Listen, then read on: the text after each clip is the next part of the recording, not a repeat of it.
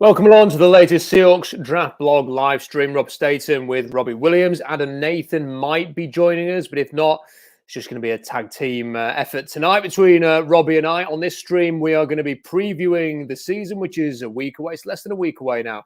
The Seahawks would have already won or lost or tied by now against the Indianapolis Colts. That is a game that Robbie's going to be at because he is in Indianapolis.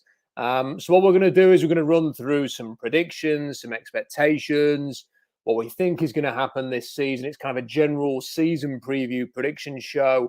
And we're going to have some big opinions too. I promise, Robbie, I've got some big opinions to share with you in this podcast stream tonight. You can join in as well on the live chat. If you head to the YouTube live chat, you can post your questions in there. And a reminder, as always, we are going to prioritize super chats. They help support the channel. So if you want to get a question immediately answered, then stick it in a super chat. If you just want to support the channel, stick it in a super chat and we will jump straight to those as well. So let's get started then. Robbie, first and foremost, let's talk about regular season and what you expect from the Seahawks this year.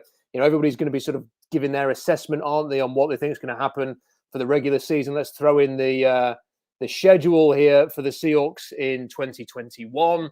This is what the Seahawks can expect this year. I'm going to move it down so we've not got the preseason games there, so you can see the full 17 games now. Right off the bat, let's just get straight into it. Let's not mess about. What do you see as a realistic regular season record for the Seahawks this year?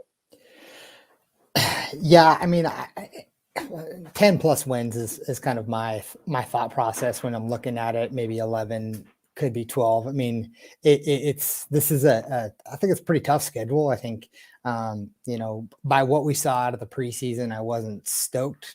I know we're putting a lot of faith into Shane Waldron and then first year, offensive coordinator.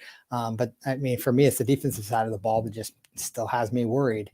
I think no matter what, I think with Russ and the ability with the offense, they'll start clicking at some point. I don't know if it'll be early or, if it'll be later in the season, but I think at some point they're going to start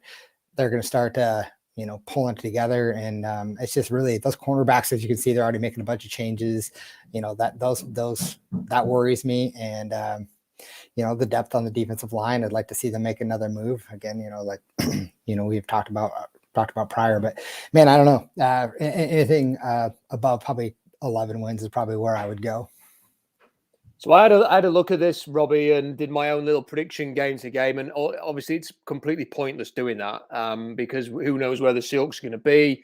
Who knows what state opponents are going to be? And, who's going to get injured between now and the midway point in the season. If Kyler Murray misses the 2 games against Arizona, that changes things in a big way, doesn't it? Likewise, if Russell Wilson's out, then all bets are off for the Seahawks. But I sort of went through all the 17 games. I can see them.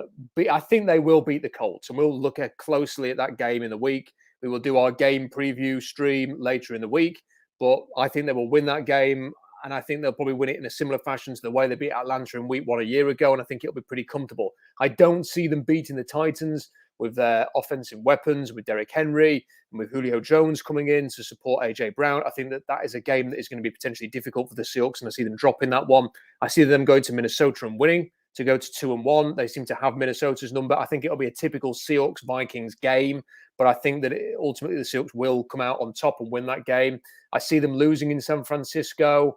I see them losing at home to the LA Rams, so they drop to 2-3 at that point, but then I see them going on a bit of a tear, beating the Steelers on the road. I don't think the Steelers are going to be as good as perhaps they started last year, where they went on that great unbeaten run and then fell apart at the end of the season. I think this is a team that is on the brink of major changes. So I think they'll win in Pittsburgh. I think they'll beat the Saints and the Jaguars as well to get to 5-3. They never win in Green Bay. I am never going to predict the Seahawks to win in Green Bay again until it happens. And then when it happens, I'll consider changing that opinion. There's no way I see the Seahawks go to Green Bay if Aaron Rodgers is playing and winning that game. So I've got them going to 5-4 there. I think they will beat the Cardinals at home. I think they will win on the road against Washington. I think they'll win at home against San Francisco. I think they'll win against the Texans as well. So suddenly they bump up to 9-4. I think they'll lose to the Rams again to go to 9-5. I think they'll beat the Bears and the Lions. That's a nice couple of games to finish at home in the regular season. And I think that Cardinals game could go either way on the final day. So that's a Cardinals road game to finish. If they were to lose that game, they go to 11-6. If they were to win that game, it will be 12-5. And that is the kind of range, Robbie, that I see the Seahawks being in, 11 or 12 wins this year. Yeah, I mean, I think most of what you're saying is pretty spot on. I think splitting with the division rivals is probably pretty realistic, right? I mean, losing once to the Cardinals, Rams, and the Niners, and then winning one as well. I think that's probably realistic. I think these teams know each other well, and it's just they're going to go back and forth. I do think we'll probably split every one of those games, and maybe we'll get lucky and we'll the Cardinals won't be as good this year as we expect them to be, or the Rams, or whoever the case might be. But you're pretty spot on with your predictions. I mean, again, like you were saying, anything could happen. If Kyler Murray goes down or Russ goes down, lots could change during that time frame. But yeah, I mean, this is kind of where I was seeing 11, 12 wins. Yeah, and to be honest, I don't put the Seahawks as favourites to win the division either. I think that the one thing, I know people have mixed opinions on Matt Stafford, and Matt Stafford's got to prove that he can stay healthy, Robbie, and he's got to prove that he can be successful in the McVay system as well, which is not a given. McVay's a very good coach, but it's not a given that Stafford's going to come from Detroit and suddenly be a cure-all for some of the issues that they've had. But I think they have upgraded at quarterback, and that scares me a little bit, because this is a Rams team that has been able to, even during their difficult, tough moments over the last few years, they have consistently been able to challenge teams on offense with Jared Goff, who they've just unceremoniously dumped. I've never been a fan of Jared Goff. Wasn't a fan of Jared Goff when he was in California either. Matt Stafford is a far better quarterback.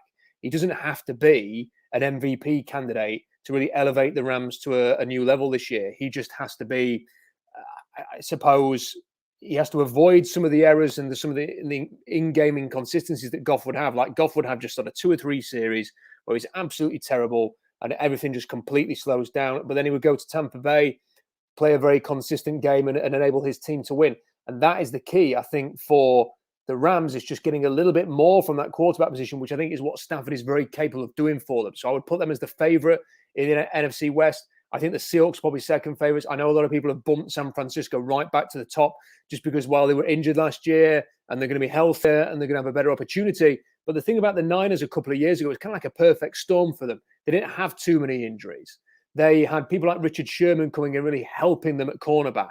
They were able to mask some of their issues with a ferocious pass rush on the defensive line. And Shanahan's always going to deliver an offense that is somewhat productive. The problem they've got this year for me, Robbie, is it's not just the fact that you've got these 2 quarterbacks, and every time Jimmy Garoppolo has a bad day, there's going to be a call for Trey Lance to come in.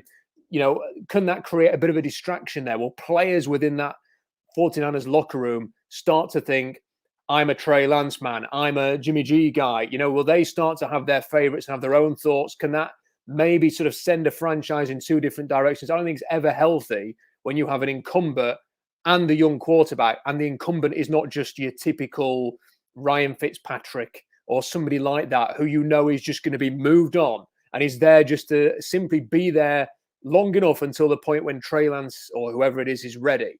They haven't got that with the Niners. They've got Jimmy Garoppolo, who has taken them to a Super Bowl, who will expect to have the opportunity to start for as long as possible. And there'll be players who think he's our best chance to get to a Super Bowl. There'll be others who get on board with Trey Lance.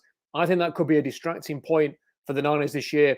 Nick Bosa's got to prove that he can get back from injury and stay healthy. That D-line's got to show that it's still as good. I think they've just signed Josh Norman today. So, we talk about the Seahawks having cornerback problems. I think the 49ers have got some serious issues on their roster as well. People like Fred Warner, they're no longer those plucky mid-round picks, the guys that are earning $19 million a year. So I don't think the Niners are simply going to just jump straight up to first place in this division. They're going to be a tough opponent. I'm not saying they're going to be a crap team in number 3, but I don't see them being immediately the team to beat in the NFC West. For me, it's the Rams, it's the Seahawks, then it's the Niners, then it's the Cardinals. I don't feel there's any issue saying that, given the last time the Rams and the Seahawks played each other, and the Rams had one backup quarterback go out and then Jared Goff playing without a thumb, and they hammered the Seahawks. So I don't have a problem putting the Rams at number 1 and the Seahawks number 2 going into this year. Yeah, for me, I mean, the Niners are a team that I've been saying for a while that still just scare me. They just scare me as a team. But that defensive line, man, if they can get healthy, I mean, if they're right, that's a ferocious defensive line, and that's a team that I would worry more about. If they can start clicking like they did 2 seasons ago and stay healthy, yeah, they might have some cornerback issues just like we do or whatever. But I think they're right up there. Predicting NFC West right now is really hard. I mean, as a homer, I want to just say, yeah, I was the Seahawks, right? But I mean, if you look at it realistically, yeah, I mean, Rams, Niners, Cardinals are all kind of right in that mix as well. The Cardinals could be sneaky good, and another year under Kyler Murray, and improving, and they added AJ Green to the wide receiver core, and who knows if Larry's going to come back, and man, that'd be just a crazy threesome of a wide receiver group if they had them. Who knows how James Conner's going to do as a running back. There's just a lot. I don't know, the predicted NFC West, which I think is the hardest division in the NFL, is going to be really tough to do. So I mean, you could really mix and match any of them and say, this is the team, this is the team, this is the team, and you can give your reasons why. But just as a Seahawks fan, I want to say, right there, we're right at the top, and we'll be right in the mix. And I don't think we're the favorite, by a long shot, but hopefully we have a chance, and we're putting a lot on Shane Waldron as that, and hopefully the defense can be that lockdown, shutdown team that we all hope they could be. Yeah, and we've had a question from Tom before we move on, saying, what are your expectations for the Cards this year? 5-12, 6-11, 10-7. I think that for the Cards, I would go either 8-9 or 9-8. That's what I would say. I don't think Cliff Kingsbury is an impressive coach. He's an impressive looking coach, if you're into that sort of thing, and he has a very nice house. But to me, Robbie, I hate to say this, I think he genuinely got a job because of the way he looks. I think people look at him and think, wow, he's from the air raid, and he kind of looks a bit like that actor whose name I've completely forgot. What's his name? Ryan Gosling, is it? Not been in anything for a while. So I think he got a job based on the aesthetics that you could imagine him being an NFL head coach. That he kind of looks like the Sean McVay type. I mean, when you actually look at his track record as a coach, it's terrible. I mean, he did nothing in college.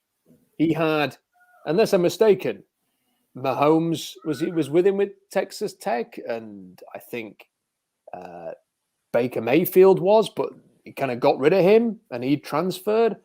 He didn't do anything, despite having that wealth of talent. He's come to Arizona and he has Kyler Murray, and he has Duke Hopkins, and he has Chandler Jones. And yeah, they look good sometimes. And then other times they look pedestrian, predictable, not particularly exciting, Robbie. I don't think that he is the coach that is going to take Arizona forward. And I think that if they are mediocre this year, then they will ultimately make a change. Yeah, I don't know anything about what you're talking about. Maybe he got the job for that reason. I have no idea. that's beyond me. But I think, man, I think they're still a good football team. They've got a lot of pieces in place. So this is why I'm just saying, I just think it's hard to predict the NFC West, and I think any team, it's the team that stays the healthiest is going to be, probably going to the one who comes out on top in the NFC West. I mean, in my opinion, this makes the most sense. We have a super chat from Big Mike, who is a big supporter of the channel. And Mike, always appreciate your contributions and always appreciate your comments as well. And if you want to have a super chat like Big Mike, just send it in and we will jump straight to it. He says, do you guys think they'll get it done with Dwayne Brown prior to the first game, or will the team do the stare down with him?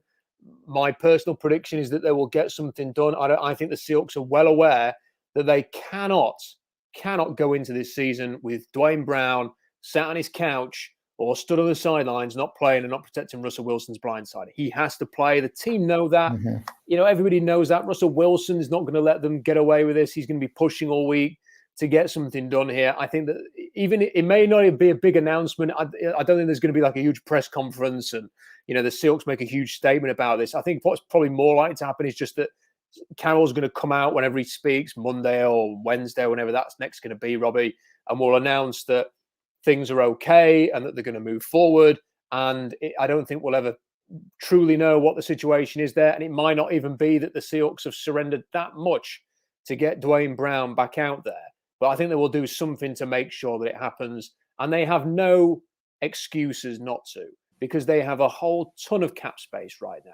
They've created more cap space by only $1.5 million. They're going to eat $2.5 million for trading Akello Witherspoon. But they've added to the cap space over the last few days. KJ Wright's no longer an option because he's gone to the Las Vegas Raiders.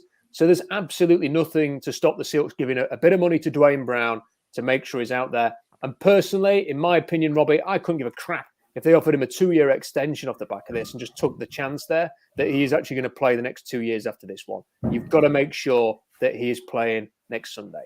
No, I agree. Do I know if they're going to get this done? I don't know. My guess is they're probably, to answer the question, Big Mike, I think they're probably going to do the stare down with him. I mean, that's what they're probably going to do. I don't think it's the right decision. I think make it happen, get it done, get him on the field. There's no reason. We'll see how this week goes. I mean, if he's lining up, a left tackle, then awesome. But I'm not 100% confident it's going to happen. I think he might sit, and I think he wants a little bit of money. I don't care what it takes, just make it happen. And I agree. 2 years, whatever. Just extend the guy, give him what he needs.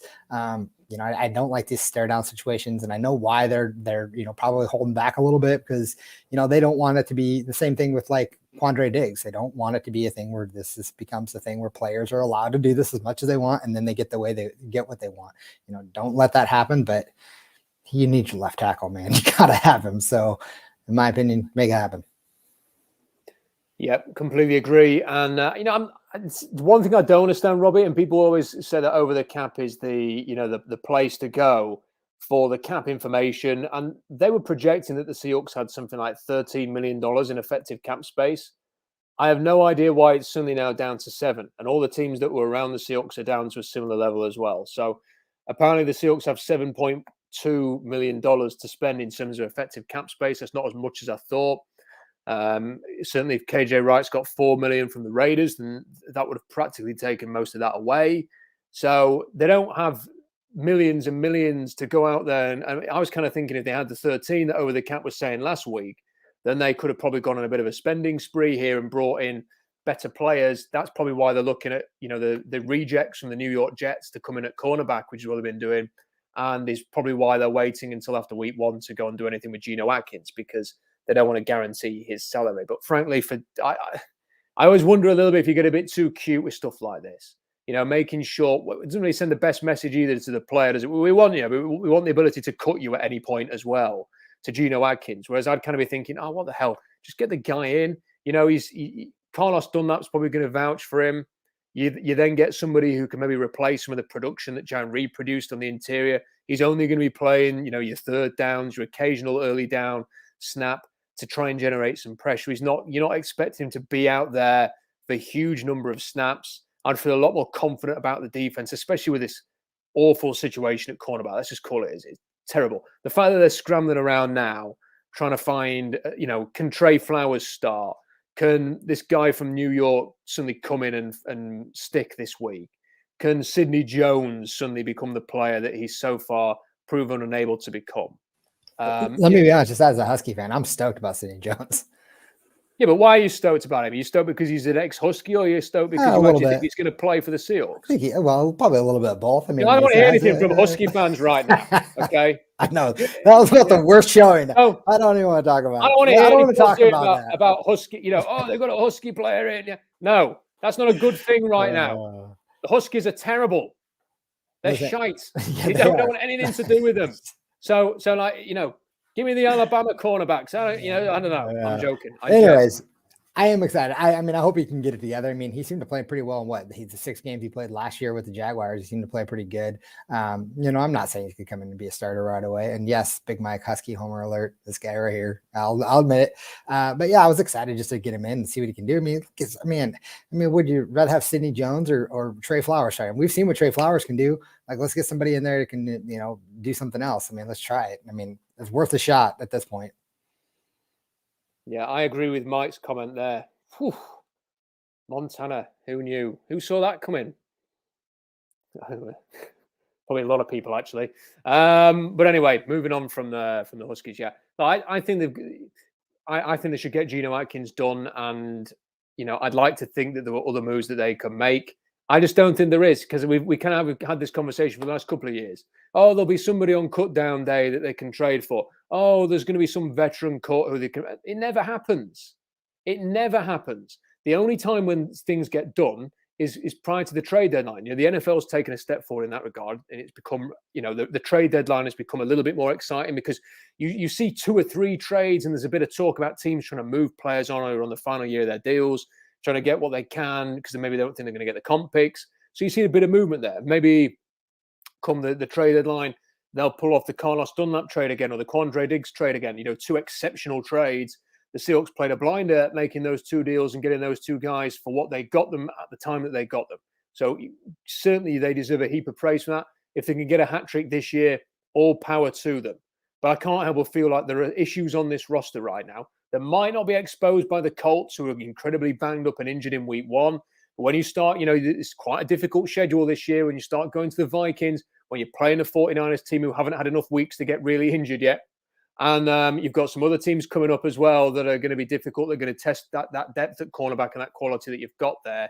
I think all hands on deck. And if you can get Geno Atkins rushing the passer, then I think that'll be a huge benefit for them. Remember to get your super chats into us, get your live chat comments and questions in as well.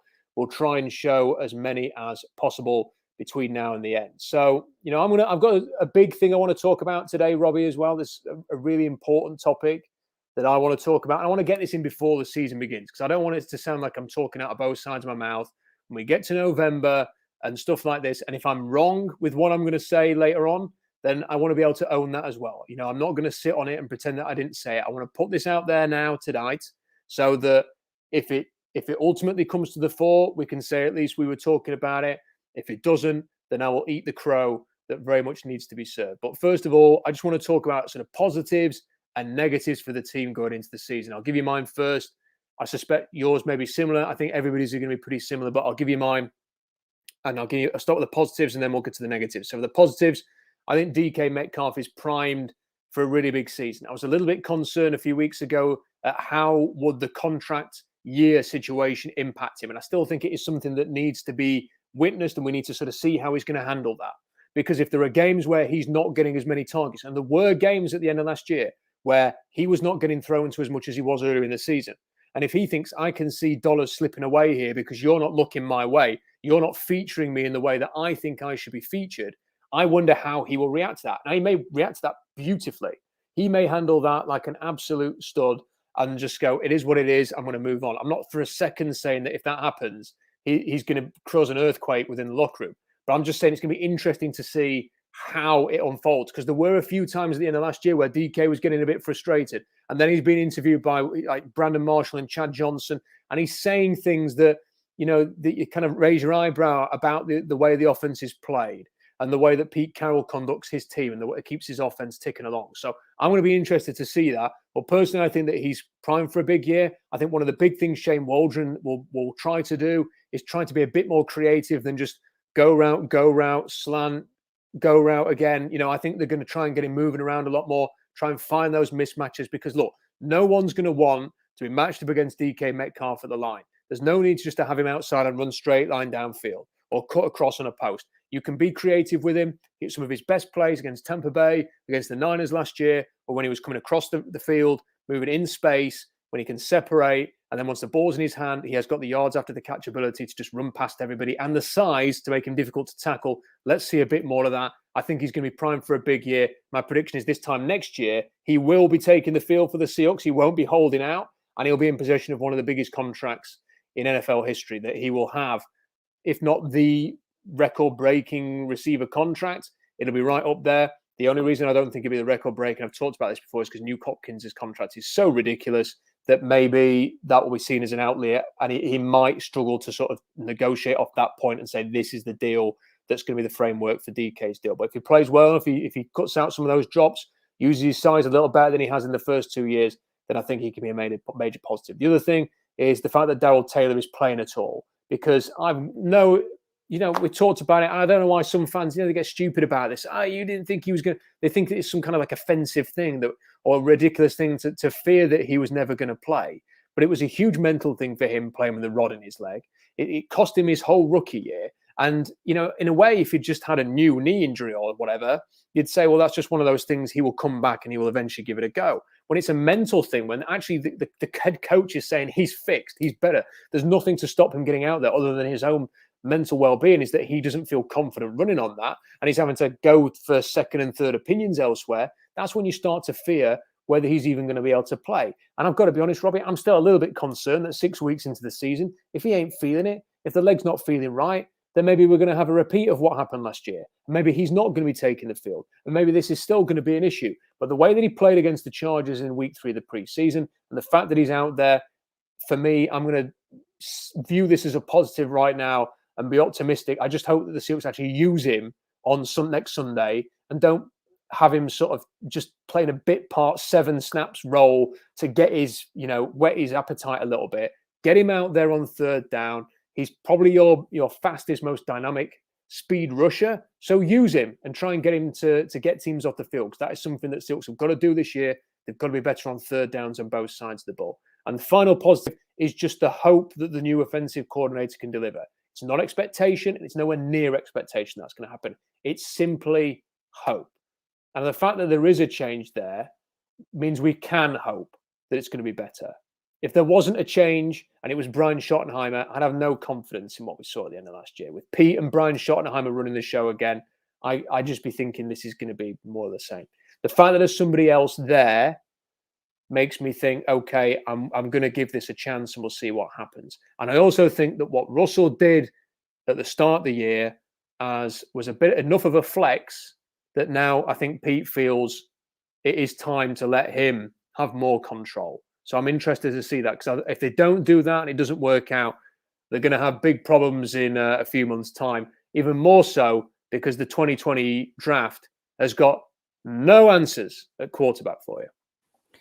Yeah, I mean, I'll go right into the DK Metcalf situation. I think you're right, 100%. He's going to get one of the biggest contracts, we probably, wide receivers ever gotten. The only thing that I could see him not getting a contract, if this Russ situation blows up in our face, if this actually turns out to be a big issue and Russ wants out of Seattle, then I could see DK being like, well, maybe I want out. But, again, it depends on how much money he's thrown. If we throw a bunch of money at him, I think he'll just, accept the money. But I mean, you never know. That would be my only underlying situation with that, is like, how does this Russ situation play out? That would be my only worry. But other than that, yeah, I think you're right. I think he's in for a big year. I think, I was worried about him last year, just, being the second year and seeing how he transitioned, he crushed it. So, I mean, he's in for a huge year this year. And especially if Waldron's able to move him around and get him in space, be more creative and get him an opportunity to get the ball in his hands and not force these bubble screens to him where everyone knows it's coming, get him something else where it's like, something different. Like you said, move him into the slot, maybe get him across the field or whatever the case might be, be a little more creative. The Darrell Taylor, the thing that's frustrating when people get frustrated about what they were saying, what we've said about, we were worried about Darrell Taylor even playing. We were burnt by the Malik McDowell situation. So like, it kind of felt like the same situation almost. I mean, I know they were a little bit different. He was injured. By the way, Malik McDowell playing that, I mean, as a Seahawks fan, it's frustrating because you're like, we spent a high pick on, but good for him. Like, his interview felt like he matured. He seemed like he was very like focused and it's nice to see a guy, get his life back and hopefully it works out for him. I mean, it's unfortunate as a Seahawks fan that it did happen this way and that we didn't get to use his talents here. Would have been great to see him actually happen. But yeah, I don't know. I think, having Darrell Taylor play is just awesome. I mean, just getting to see him and see what the ability he has. I mean, I was really disappointed with the pick after he was hurt and we wasted another second round pick and he's not even playing, and just see like what they actually saw in him, the speed, the ability to get off the edge and get after the tackles. And he's just one of those speed rusher guys. He's pure speed. I mean, this is why I think just getting him in on third down, letting him get after the quarterback and not trying to, send him out in the coverage and do kind of things that make him super uncomfortable. Like, let him get after the pass rusher, like, or get after the quarterback, like, let him pass rush. This is what he's built for. And, I'd love to see him do that. So yeah, I mean, this is kind of what I was looking for. Like, those are super positives. The other positive I take away is just like, I kind of like what I'm seeing out of DJ Dallas and some of the other running backs. I'm a little bummed that, I'm not bummed. I don't know what to make of Rashad Penny. I didn't even think he was going to make the team. So it's like, I'm confused. what he's doing, what like he has the physical tools to do it. And I just don't think he has the want, like the desire to do it. So maybe it's another mental thing. I don't know. I think the problem with Rashad Penny, Robbie, is that he's just made out of toilet paper. That's the problem. And he's about as physical as toilet paper as well. Which is unfortunate because he has all the tools. Like, you know what I mean? He has all the tools to be a great running back. He just doesn't seem to want to. So, yeah, those are my kind of positives. Like, again, and a lot of hope in Shane Waldron. I think we've been saying that for a while. Like this, we're putting a lot into his basket right now and hoping that he can deliver on the offense side of the ball. Yeah, I think I'm not as optimistic about the running back. I mean, DJ Dallas, all power to him for having a couple of decent preseason games. And making some plays. But to me, he just seems to me, I don't see where he gets his touches next season, unless there's an absolute emergency. And I don't think he pass protects well enough that you're suddenly going to make him the third down back. I just don't see where, it's hard to sort of work out where he fits in. And I don't think he's a between the tackles runner. So I don't think he's explosive enough for that. I think there's clearly something there. But what is there doesn't really fit what the Seahawks need or are going to do. I mean, are you going to take Chris Carson off the field to have Dallas? And then are you going to tip your cap a little bit too much? I mean, they always used to do that with Travis Homer. It's like Travis Homer would come out and they might as well just got a megaphone out and gone, it's a pass play, everybody. Just so you know, we're passing the ball here. We've brought the pass protecting smaller back on and it's going to be a pass. And then they would pass it. Or Travis Homer would run for a 7-yard loss. And it was like, well, that's rubbish. Don't do that anymore. Don't do that. And then you've got Chris Carson there. And it's like, well, Chris is, he can do pass plays. He can run the ball. Rashad Penny he's supposed to be able to do that because he did it in college. He's supposed to be able to go out there and do the passing and the running routes and being able to run between the tackle and do all that sort of stuff. He should be able to do that. He's a former first-round pick. It's his final year, so that he needs to be able to show something. So I'd imagine that they turn to him before they turn to DJ Dallas. And I thought the really encouraging thing was Alex Collins seeing him run as well, because I guarantee there'll be a point this year where Chris Carson needs a rest. He'll either need a rest or he's going to be injured, because that's just Chris Carson. We all felt very positive that he's coming back and that it didn't cost a load of money. And I like Chris Carson. Everybody likes Chris Carson. He's the closest thing they've had to Marshawn since Marshawn. But the difference between Marshawn and Chris Carson is Marshawn would be there 16 games out of 16. Chris Carson hasn't shown he's able to do that. So the fact that Alex Collins showed as well as he did in that final preseason game was reassuring for me, because, Robbie, I think if there's a chance that Carson misses time, I think Collins has shown that he's more than capable of leading the way, whether that was for 1 game or 5 games. I think he's very capable of leading this rushing attack. And I think without Alex Collins, there'd be issues. I think there would be issues. And we're back to what we had last year, which was, is that Bo Scarborough? Yeah, we'll stop watching whatever you're watching on Netflix and get over here because you're playing against whoever, the Rams this week. We just want to avoid that altogether again. Right, on to the negatives. I suppose that was a bit of a negative from me anyway, but the more important negatives. The first one for me is Pete Carroll and Ken Norton Jr. and that defense. I do not trust those two with this defense. And frankly, I'm going to talk a bit more about Carroll in a bit. And you can probably anticipate where I'm going to go with that. I don't trust them running this slightly tweaked scheme, blitzing more than they used to, and trying to work Jamal Adams and justify that Jamal Adams trade. That worries me. And I'm sure there's going to be some games where it all clicks and it works and it looks great. I'm just a bit worried that the Alton Robinson ending up covering a receiver for a touchdown in the week 1 of the preseason, and the classic, right, guys, it's the biggest play of the game in Green Bay. It's 3rd down. We've got to get a stop. I'll tell you what we'll do. We'll drop Jadeveon Clowney into coverage, and then we'll have a defensive back try and rush and blitz the passer instead. I mean, like just stupid stuff like that happening is why I can't have any faith in them, and I worry about their ability to have this defense cooking on gas. That's the first one. Second one's obviously cornerback. I don't think the Seahawks have got a single cornerback on this roster that can say for any kind of a surety, that's our guy. That is the guy. Okay, we've got a big matchup this weekend. He's going to look after him. Or just simply, that's Mr. Reliable. And people go, what about DJ Reed? It's like, yeah, great. DJ Reed, cut by the Niners a year ago, had a decent half season last year. I'm really pleased. He's been banged up in preseason. Can he stay healthy? Because he's had injuries in his career. And can he build on what he did last year and be a number one cornerback? Maybe he can. I really hope that he can. But I'm not going to assume that that's going to happen because he had a half a season last year and looked quite good. And across from him, in week one, it's probably going to be Trey Flowers. Now, if you'd have said to anybody 8 months ago, Trey Flowers will start week one at cornerback, there'd be alarm bells ringing across Seattle. And he is going to be starting in week one. And we're all kind of sat here now hoping that the ghost of Sidney Jones is going to, knock him off that spot, or the latest reject they've picked off the bargain bin from the New York Jets of all teams, who are not exactly plush with cornerback talent themselves, is going to be a solution there. Or Trey Brown whenever he's healthy, and who knows whenever he's going to be healthy, Robbie, a rookie. So it's a massive issue. And to me, it looks exactly like they were with a pass rush a year ago. Inadequate. They went into the season with an inadequate pass rush. They suffered the consequences of that to the tune of a record-setting start to the season in a bad way, giving up yards, not rushing the passer, asking far too much of Benson Mayowa, having him do like 90% of the snaps when he's always been like a 40, 50% snap guy instead, flogging him. And then, they go and get Carlos Dunlap before the trade deadline.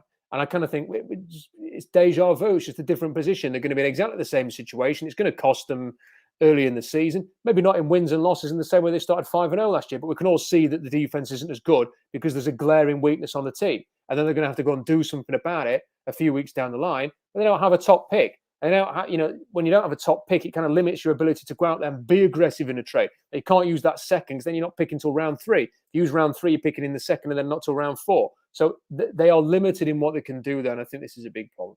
And I think the other thing is that, these are all defensive concerns. I think there are some offense, but I'm not sure this defense has taken a step forward this year because you basically lost KJ Wright, who had a great year last year. And fingers crossed that Jordan Brooks and Cody Barton are going to be good this year. Let's wait and see. We knew you were going to get from KJ Wright. He's not going to be there. Jaron Reed, you've lost his sacks. People go, oh, well, he didn't do that much anyway. I've banged on about this for a while now. The last 2 full seasons he played, he got 17 sacks. There aren't many defensive tackles doing that. Shaquille Griffin was pretty average. It's cost a lot of money. He's still better than any other cornerback they've got on the roster right now. They've lost him. And essentially they brought in Kerry Hyder, and they brought in a Killer Witherspoon. He's gone. That didn't work out. It's cost them $2.5 million. An offense, they brought in Everett and Jackson. That's the only real difference. I'm not sure that this team has taken a big step forward this year, Robbie. Yeah, corners definitely. I already mentioned that's one of the big ones for me. I'm going to go a little bit differently. For me, I'm carrying 3 quarterbacks. I think that's a negative for me. I don't understand it. I don't know why we're doing it. I don't really understand the thought process behind carrying 3 quarterbacks. Competition at the backup quarterback position to me should be already played out at the situation. And Jake Lutton or Geno Smith, neither of those guys are going to, win us a bunch of games anyway. So I don't really understand the point of carrying, 3 or 2 backup quarterbacks behind Russ, who's never missed a game. So that is a negative for me. I don't really know what the thought process is. Can we just take a second to think about that in a little bit more detail? That really, it's a great point to make, Robbie. What is going on there? I think it's pretty clear that they just don't think Geno Smith is good enough. Then cut him. But he wasn't good enough. How long has he been in Seattle now? He's never been good enough. No. So then why cut is he him. still there? Why is it taking up a roster spot of someplace that we could probably, use or need?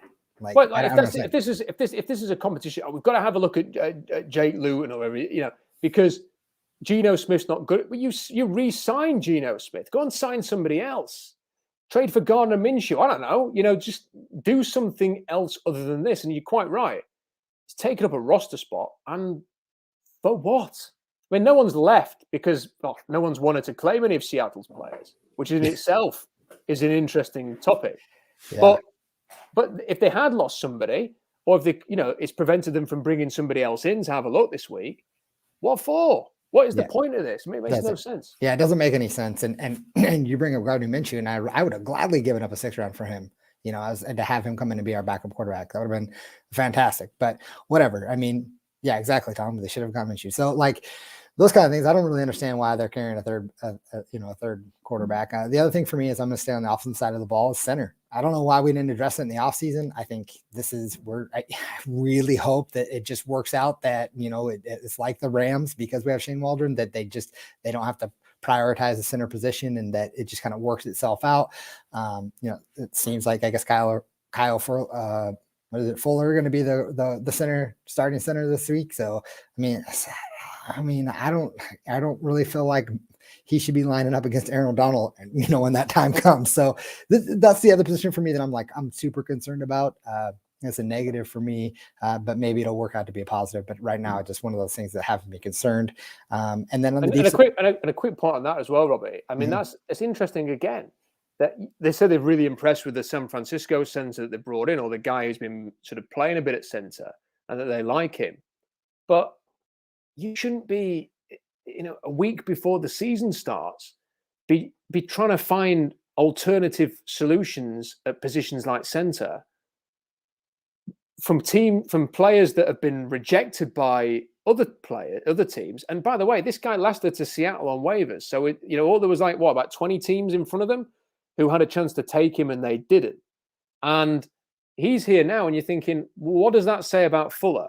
Because last time I checked, they haven't brought in a running back or a receiver to have a look at this week, because they know DK and Tyler and Chris.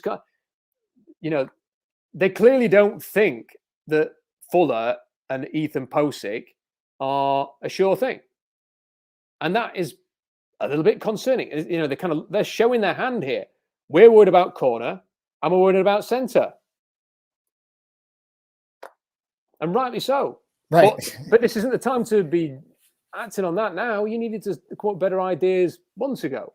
Yeah. This is why I think they should have addressed it in the draft. And there were some good centers available, and you're reading about these guys who are doing great right now. And it's a position that you really you need to have somebody that Russ is going to trust, and it's going to come in and can help the offensive line adjust. I mean, it's a super important position, and I think it goes, vastly underrated, and I just don't really understand their thought process. So that's the position for me that I'm worried about. I'm worried about the center position, and I'm not saying just because that 20 other teams pass on this guy doesn't mean they can't hit a home run on this guy. I mean, they've done it in the past. They've done it before, and hopefully that can be the case. But it does leave you questioning, like, man, you're really hoping that this guy can be the guy, or be whatever the case might be. Whatever he comes in, maybe he could be awesome, but you just got to be a little worried about it. And so that's kind of the negatives for me right now. It's just, I'll say on the offensive side, just because I've already talked about corners, but yeah, those are my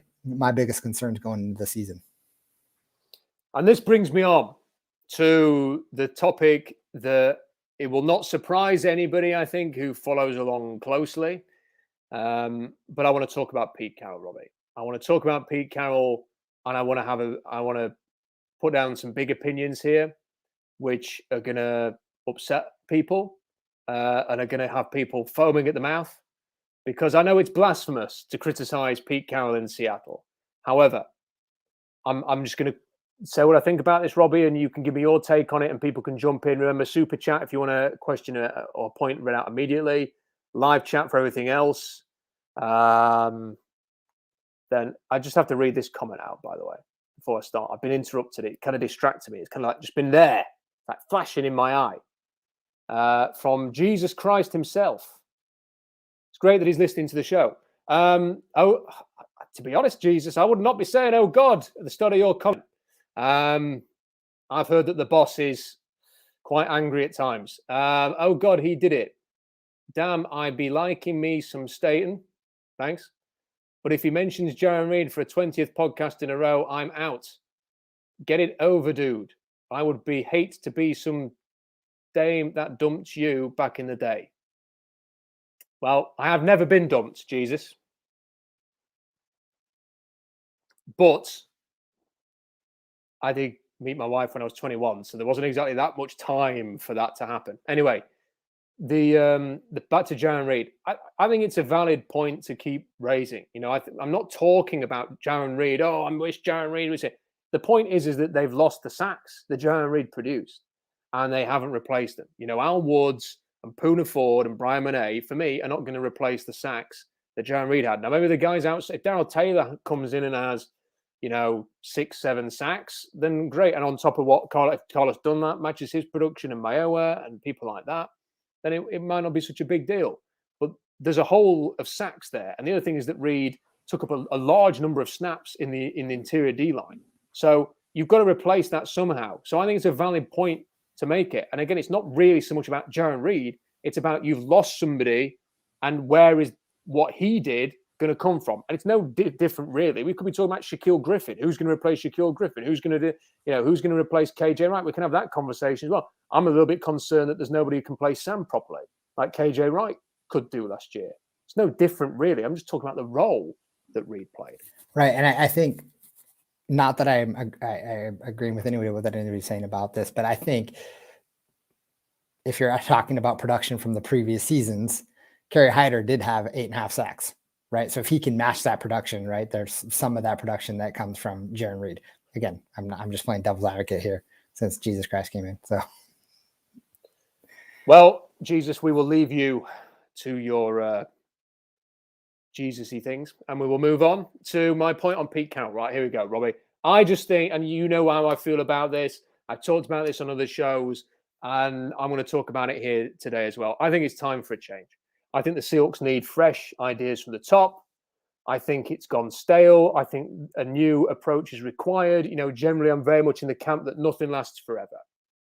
And this is not me saying that I dislike Pete Carroll, or that I don't respect him, or that I don't massively appreciate him, or don't respect everything that he's done. And I also respect the things that he still produces for the Seahawks today, which is a culture which seems to be unmatched. And, you know, the energy and the positivity that he provides and the obvious motivational quality, I think, is a benefit to the Seahawks. And I'm not for a second suggesting that he is totally useless and needs to get out now, and that he is completely 100% holding the Seahawks back. But I think it's time for a change. You know, Carroll has been here since 2010. And if you just look at the trends over the last few years, the well has run dry in terms of their inspired draft picks and their development and their players that are coming through. The team has gone from being practically an expansion franchise in 2010 and being able to build this roster, which was built around, you know, this incredible defense. The Seahawks hit on so many players to create this legendary defense. And then they had the great sense to go and trade for Marshawn Lynch in what is, for me, one of the most underrated trades. Because, and you say, how could it be underrated? Everybody loves Marshawn Lynch, but the NFL doesn't talk about Marshawn anywhere near as much as it should do. We are talking about one of the generational players of his era, a player that without him, I don't think you have the LOB. I mean, it was just such a brilliant, brilliant trade. For me, the Marshawn Lynch trade is on a par with the decision to draft Russell Wilson in the 3rd round in 2012. So they do that. They get Wilson, and everything is motoring forward, but you've got the identity, you've got this amazing team.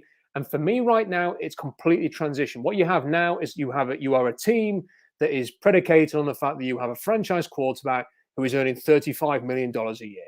And if you wish to have Russell Wilson on your team for the long, long term, not just for the rest of his contract, or not just for this year and next, or even just this year, then you're going to have to pay him even more, because you've seen the contracts that are being dished out to people like Josh Allen and stuff like that.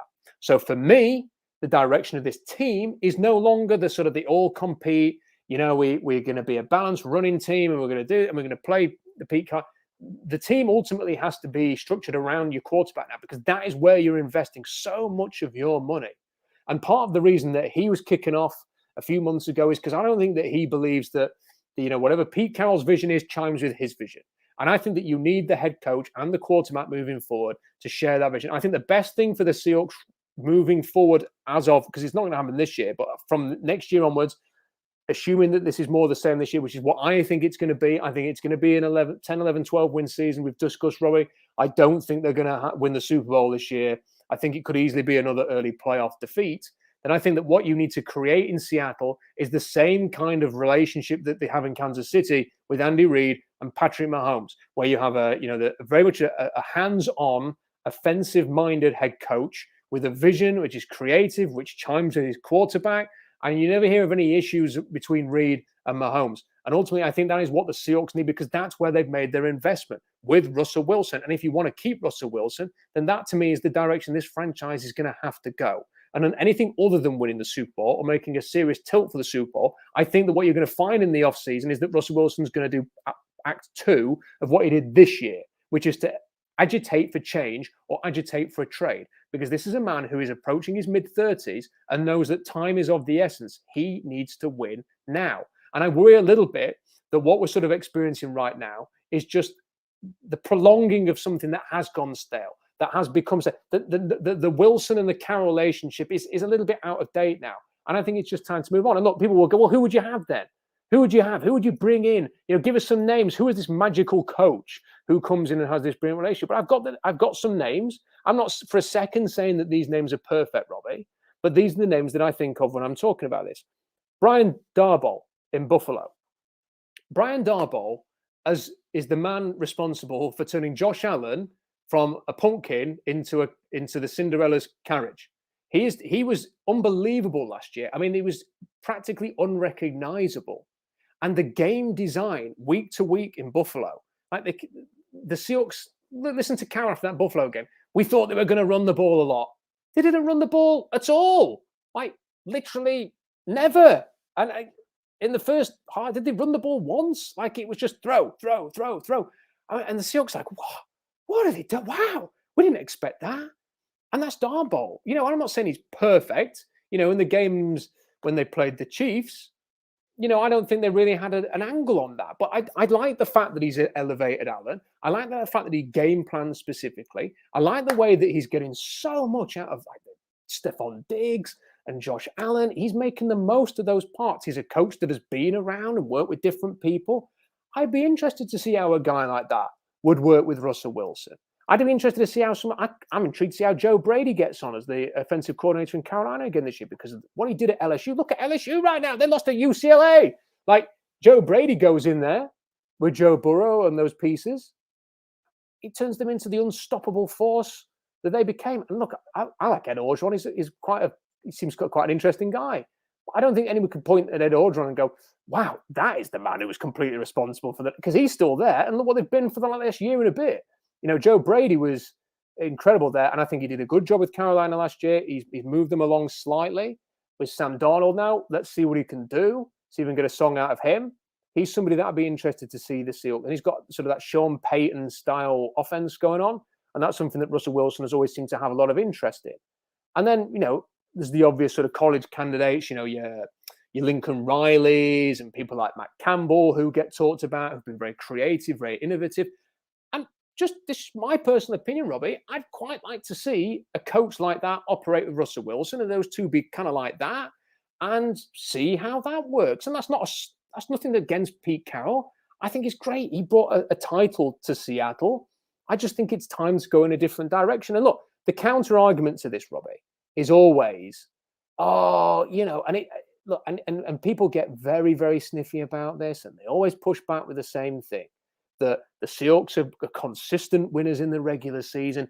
They've done this in the regular season. They got 12 wins last year, and it was like 11 wins the year before, and 10 wins before that. They've never been under 500 since the draft in Russell Wilson. And I was alive in the 80s, and the Seahawks were crap, and the Seahawks sucked, and the Seahawks were really bad in the 90s, and then it was not, I remember what it was like. If Pete goes, it'll probably go back to how it was then. I just think, looking at the past to justify decision-making in the future is just a backwards way of doing things, because the Seahawks are no longer the franchise they were in the 80s and the 90s. Paul Allen changed that forever. Mike Holmgren got them to a Super Bowl. All right, Holmgren's not been as consistently great as Carroll has in terms of winning, but Holmgren never had Russell Wilson. No disrespect to Matt Hasselbeck, he ain't Russ. So you look at the regular season records, and the 2 points that I'd make on this is, what would the regular season? I think Russell Wilson's responsible for the regular season records more so than Pete Carroll. I think without Russell Wilson, you ain't getting those 9, 10, 11, 12 win seasons. You're just not. And people say, well, what about last year? They got 12 wins and Russell was crap for the second half of the year. Yeah, but they were 7-4, 7-5, I think, if you include the playoff game against the Rams at the end of the year. They were practically a 500 team by the end of the season. The reason they got to 12 wins is because they started 5-0, because despite having the worst defense, one of the worst defenses in NFL history in the first 5 games, they were 5-0 because Russell Wilson was on a record-setting pace himself. So it's Russell Wilson. And if you make the change and Russell Wilson's still there, I don't see any reason why the Seahawks would regress massively because Pete Carroll isn't there. So I'm willing to take a chance on a different approach moving forward with a coach and a quarterback that are offensive-minded, that share a vision, Robbie, to see how it goes and take that chance and to say, Pete, I love everything that you've done, but I think this is the direction it has to go. And I don't think that anything's going to happen this year that will make me change my opinion. So that me and you are having a conversation in January, Robbie, and I'm saying that I got this wrong and I'm feeling differently and I want Pete Carroll to stay for years to come. I think that it is time for that conversation. Now, I say all this knowing full well, Robbie, and the talk is coming to an end, I promise. I say this knowing that this ain't going to happen because this is a marriage of convenience for this franchise. This franchise is in a holding pattern. They don't have an owner who I think is going to be committed to this for years. I think it's about a period of time before a new owner comes in. It's convenient for them to hand the keys to Pete Carroll. I think that they are just kind of you deal with this. You deal with the football side of things. And that's what happened. And I think they trust Carroll and Schneider to do that. But that's no good for the Seahawks, in my opinion. And I think there's no excuse to not make a big decision. And I think maybe Carroll should make it himself if they won't. Because for me, having the Seahawks are way past regular season wins. Woohoo! No, they need to be, what are you doing in the playoffs? The playoff record ain't good enough. It hasn't been good enough in the last few years. And while some fans who remember the 80s might be warmed and comforted by another 9, 10, 11, 12 win season and an early playoff exit, I do not think that is going to be good enough for your quarterback. And if he takes the leave again, there is no way that you can justify trading Russell Wilson rather than changing your coach. That's my opinion. Listen, it's not the first time we've talked about this. We talked about this last season too. We talked about that Pete needs to either relinquish control to the offensive coordinator and the defensive coordinator, kind of just be the head honcho and let them run the show. And he just kind of be the guy to kind of like keep the culture. My opinion, Pete probably needs to step down after this year, barring a Super Bowl win, step down this year and probably take a team president role or something that's within the organization in like, that has an office. He's not the head coach anymore. Maybe bring in another head coach. Pete he will interfere too much if they do that. Pete belongs in Seattle. I fully believe he belongs in Seattle. I don't know if he would, but like if he can relinquish some control, like we said last year, give up the ability to not be that guy and take a different role within the organization, I think that'd be fantastic because he can help keep things like the fun Pete and everything that people like about Pete. I think that would be a great situation. Is it realistic? Probably not. I mean, honestly, he it doesn't seem like the kind of guy that wants to do that. My guess is right here. Exactly. Big Mike just said won't happen unless Jody sells. And I think that's exactly what's going to happen when Jody sells a team. Yeah, Tom, exactly. When Jody sells a team, a new ownership comes in, new blood. They might keep Pete for a year or two or whatever the case might be. But then chances are they're probably going to move on. And that's when you see, and I think the reason why people are afraid of having someone else, I don't think it's live. Yeah. I mean, I remember the 80s and 90s and the team sucking too. I remember that. I mean, I remember right after Holmgren left and we had Jim Mora Jr. and he was just terrible. We were 4-12 or something. It was just not fun. We drafted Aaron Curry and watched him just dump all over us and he was a terrible pick. I mean, I remember all these things too. It's people are afraid of change. Sometimes change needs to happen though. And I love Pete, just the next guy. So I think Pete, would love to see him stay in the organization at some point within, some role, but I think change is needed. If he wants to stay head coach, I would love to see him stay head coach, but like relinquish control to the offensive coordinator, defensive coordinator, let them do it. And I don't think Ken Norton's the guy. But that's the point. That's the point, though. Pete is incapable of doing that. And this is the other thing. It's like, so you're going to incorporate this new defense, Robbie, and you're going to do this and you're going to do that. Okay, well, go and get somebody who's like well versed in a system that is similar to this. And there are coaches out there who will have worked, using bare fronts more often than the Seahawks have maybe, or are used to sort of using someone like Jamal Adams as a weapon.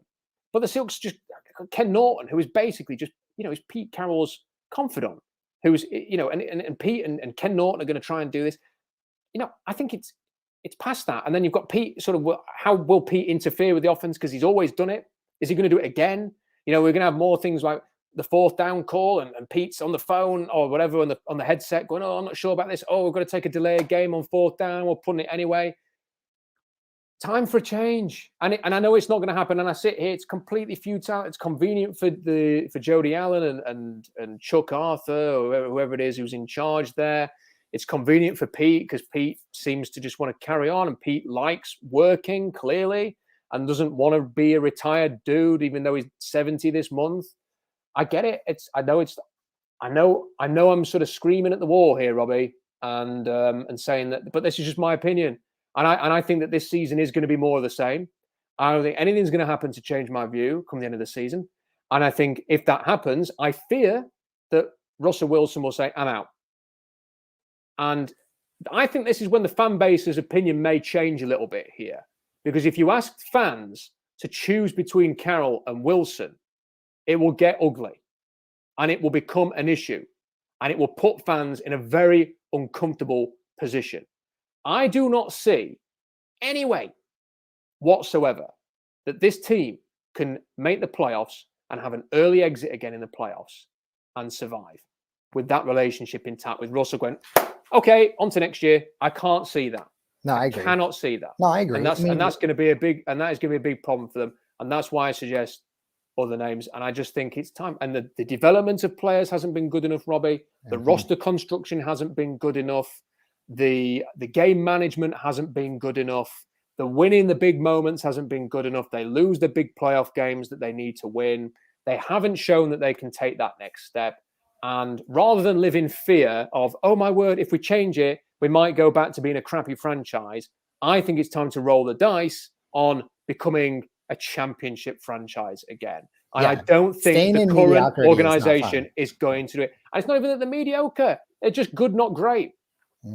Yeah, no, I agree. It's time for a change, and it'll be one of those things where we'll go through the season, kind of thing. We'll talk about this again this year. You're right. Nothing's going to happen right now. Nothing. It'll be. I like this. It is kind of like the Marvin Lewis thing of Cincinnati, right? I mean, he was like not a terrible coach. He was pretty good, but like their team was never good enough to get over the hump. I mean, it's kind of that same thing. The only thing that's different is Pete got us over the hump, right? We got there twice, and shoot, we should have too. So.